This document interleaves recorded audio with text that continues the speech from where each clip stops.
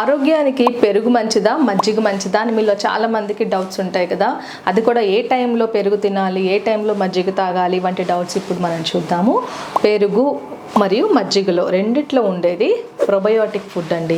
పెరుగు అనేది కొంచెం క్యాలరిక్ డెన్స్ అనమాట. అంటే 100 గ్రామ్స్ పెరుగులో మనకి సుమారుగా 100 కిలో క్యాలరీస్ వరకు ఎనర్జీ ఉంటుంది, మరియు 6 గ్రామ్స్ ప్రోటీన్ ఉంటుంది, 4 గ్రామ్స్ ఫ్యాట్ ఉంటుంది, అండ్ 8 గ్రామ్స్ కార్బోహైడ్రేట్స్ ఉంటాయి. మరి మజ్జిగలో 200 ml తీసుకుంటే అందులో కేవలం 50 కిలో క్యాలరీస్ మాత్రమే ఎనర్జీ ఉంటుంది. అందులో protein content 4 grams, fat content కేవలం 2 గ్రామ్స్ ఉంటుంది. అంటే మజ్జిగ అనేది ఒక డైల్యూట్ ఫామ్ కాబట్టి ఇది డైజెషన్ ఈజీగా జరుగుతుందండి. డేలో ఏ టైం అయినా తీసుకోవచ్చు.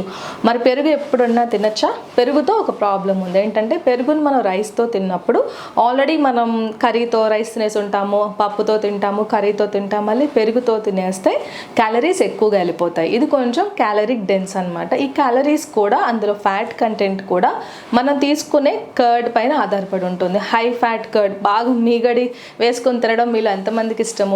మరి అలా తీసుకున్నప్పుడు ఫ్యాట్ కంటెంట్ పెరిగిపోతుంది కదా.